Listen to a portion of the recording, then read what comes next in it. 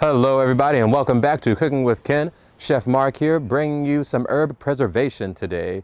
Right next to me I've got some thyme we've been growing over the summer. We've also got some sage and rosemary and boxwood basil down the garden bed that we're going to be harvesting today. I'm just going to demonstrate three very simple methods of preserving herbs. It's going to be a very brief video. We're going to dry herbs in our air fryer. We are going to bind them together with string and hang them to dry that way. And we're also going to freeze them in oil. Now before we get into any of that, we've got to harvest first. I'm just going to take a few snips of my thyme here. You want to take no more than a third of the plant, just to ensure more can keep growing, unless you're harvesting all of your herbs at once.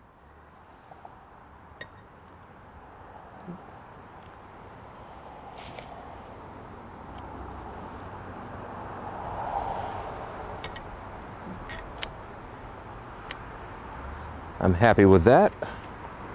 Here I've got some sage that we've harvested a little bit off of, but I want to get a little more on.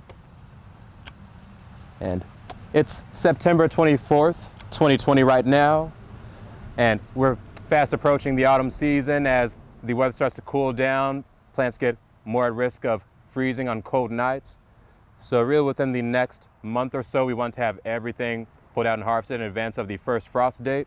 And you can check the frost date that's going to be appropriate to your area via the Farmer's Almanac. That's always a good resource.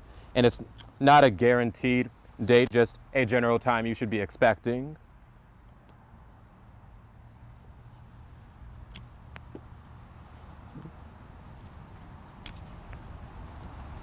Gonna get a little rosemary while we're here too.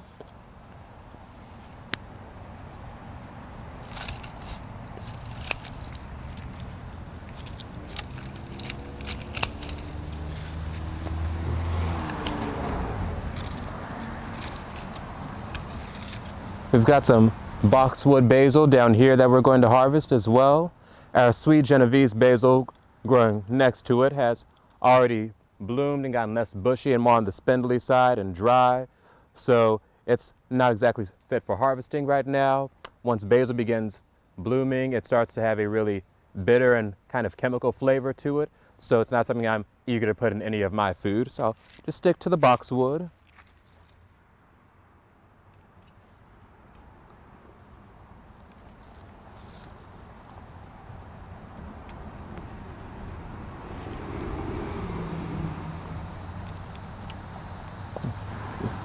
I'm about satisfied with that for now. Let's get these inside and get them preserved. We're all inside with our sage, boxwood basil, rosemary, and thyme. And before we get anything done with these, they just came from outside where the birds and the insects and the dirt all live. So we're going to get these cleaned first, starting with our sage, just getting these leaves all picked off into the colander. They come off very easily.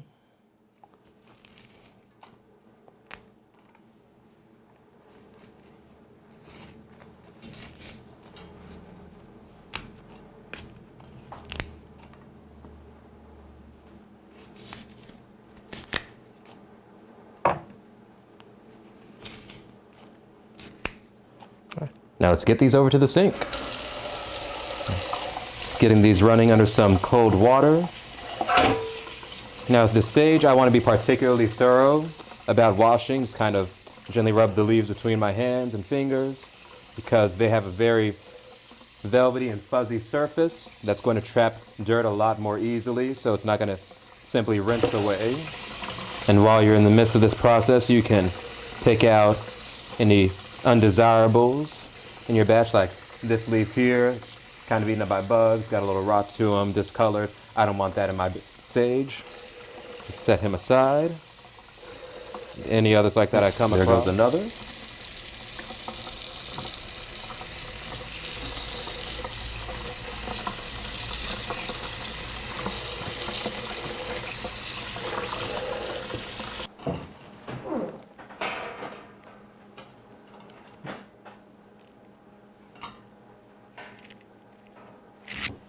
Now moving on to my boxwood basil.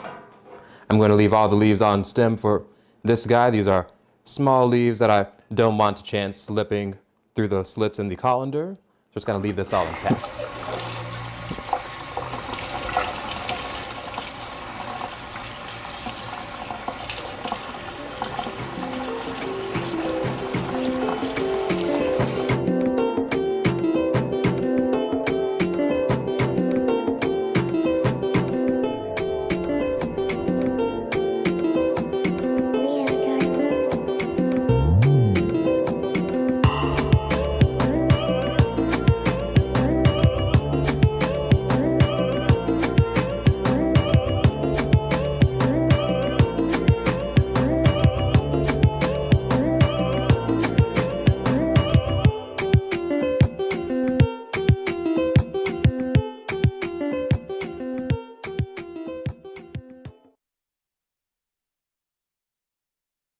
All right, we've got our herbs all cleaned now. It's time to dictate what I'm going to do with what. So I'm going to walk over first to my air fryer, get the trays out that I'm going to use to separate out what I'm going to dehydrate. All right, I'm going to start with my Boxwood Basil, just drying all of that still on the stem. We'll pluck it all once everything comes out of the dehydrator. I'll dehydrate about half of my rosemary and sage.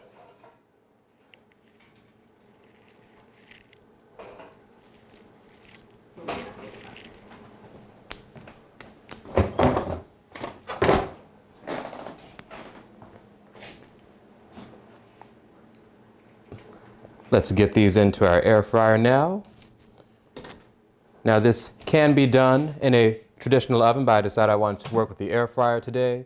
It's a tool that's becoming much more popular and becoming more present in kitchens across America.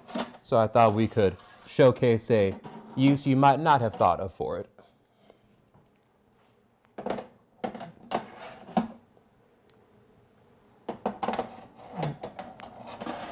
There we go.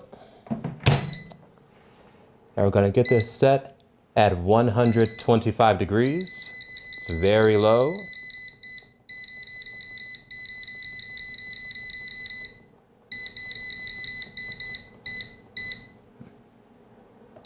There we go. So our boxwood basil and our rosemary and our thyme, if it were in there, are only going to take about 2 hours to dry, but the sage has a much higher water content, much denser leaf. That's going to take about 3 hours to dry, and it may even take a little bit longer after they've spent so long in the air fryer or your oven. Test the leaves if they have any kind of dampness or flex to them. If so, let that continue dehydrating at least another hour, but they should be perfectly fine and crunchy and servable then. Now, with these leftover herbs, my rosemary and about half my thyme, I'm going to get plucked off the leaves, off the stems. And these are going to get roughly chopped up and frozen. There's my rosemary. I want about half my thyme. The thyme you can be a little more forgiving with if you get a little stem mixed in. These are very thin, very easily broken down and palatable.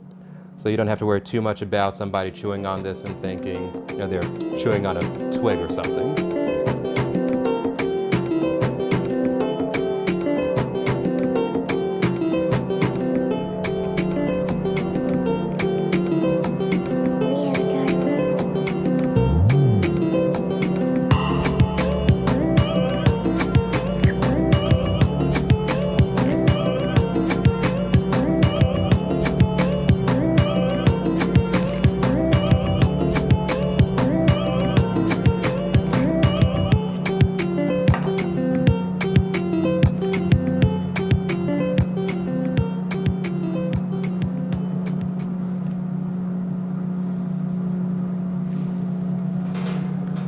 My sage.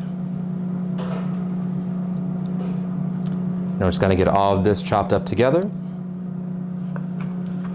And this may be a familiar combination of herbs to you. You may have gone to your local grocery store and seen poultry herbs. That's just the sage, rosemary, and thyme. And that's precisely what I have in mind for this. After I've frozen them in olive oil, we're going to come back for a future video and make some sort of a poultry dish with our preserved herbs.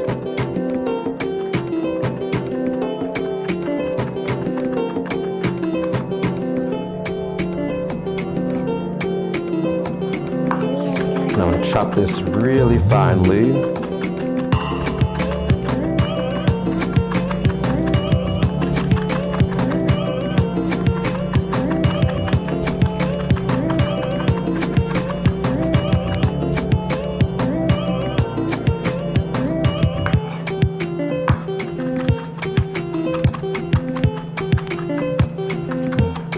It smells beautiful in the kitchen right now. I'm getting the fresh herbs I'm chopping here. I'm smelling the herbs coming from the air fryer already.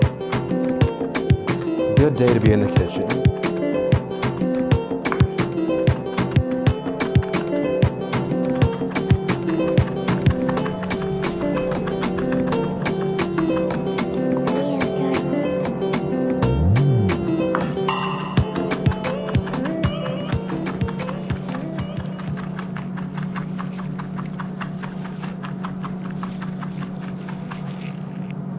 Yeah, that's looking really good. Now I get these into my ice tray here.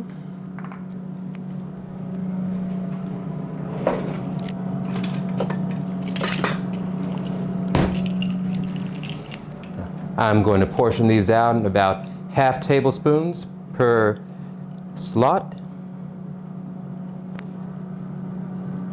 And if you don't happen to have a half tablespoon measuring spoon on hand, that is 1.5 teaspoons. 3 teaspoons in a tablespoon, half of that is 1.5 teaspoons. Look at us learning our conversions today.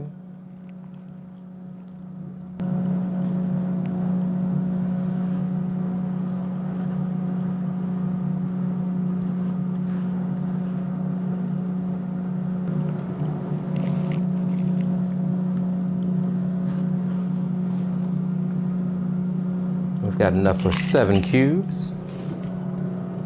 I'm just going to go ahead and immerse each of these in olive oil. I'm not quite trying to fill the ice cube slots. I'm just getting my herbs submerged and adding a little more just to cover them up, keep them sealed. In addition to being frozen, the olive oil itself as a fat is going to help to preserve our herbs.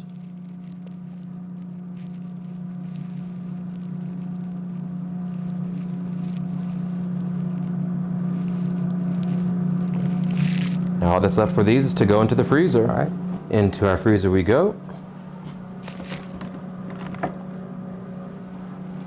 And that I'm just going to allow to sit overnight, and by tomorrow morning they should be solid cubes of oil. Last thing we're going to do is get our thyme all tied up and hanging.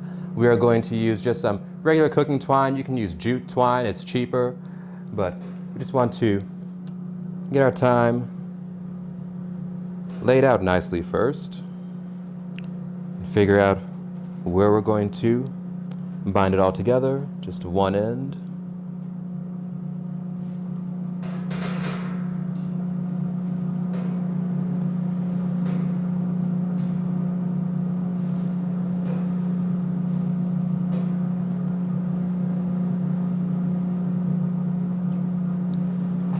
And as simple as it sounds, just wrap your twine around your herbs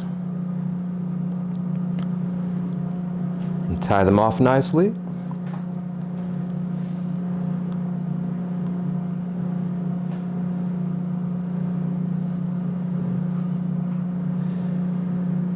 Should have left myself a little more length, but I'll make it work. There we go. And that's all it takes.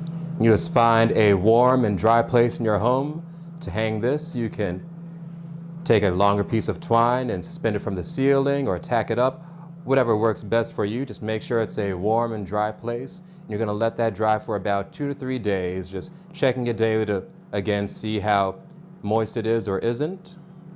And once it gets that dry, crumbly consistency, you've got dried thyme ready for yourself. Here I've got some herbs that I've already dried. They've taken the 3 hours and have passed the dry certification. So you can see they have a very nice crunchy sound when I crumble them between my fingers. They almost reduce to dust. These guys are good to go into any airtight containers you have. I just have these tiny ball jars. I'm going to go ahead and get everything in. Start with my Boxwood Basil. Now, the Boxwood Basil isn't any kind of special basil. It's very similar in flavor to the sweet basil you're used to, so I would use this interchangeably with that. Use it in pizza, marinara sauces, things of that nature. My sage, in particular, I like using for gravies, sausage gravies with a little extra sage added is everything to me in the morning.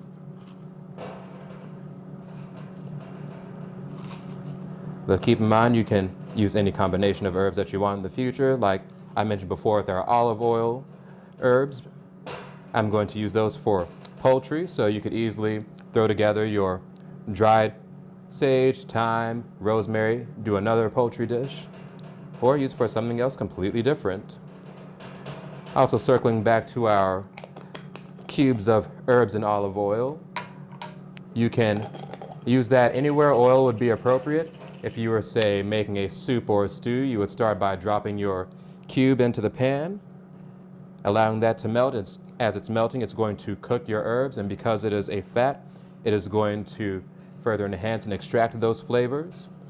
And then you add whatever vegetables or meat base you have. That should cook up nicely. Now, rosemary just has to be plucked off the stem.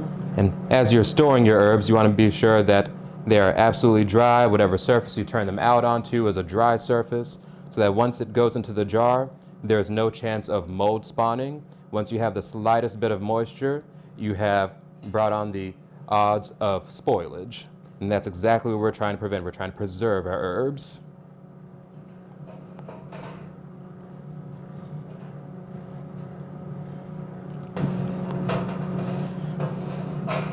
Save as much of this as I can. Excellent. All right, everybody, that's it on our simple 3 methods for preserving your herbs this season. I hope you found this video useful and that you're putting your herbs up safely before they all spoil for the winter. If you like this video, remember to give it a thumbs up, and if you want to see any other kind of content, leave comments below for us. And remember to hit that notification bell so you can get notifications every time we post something new for you guys. Until next time, this has been Cooking with Ken. We'll be seeing you next time.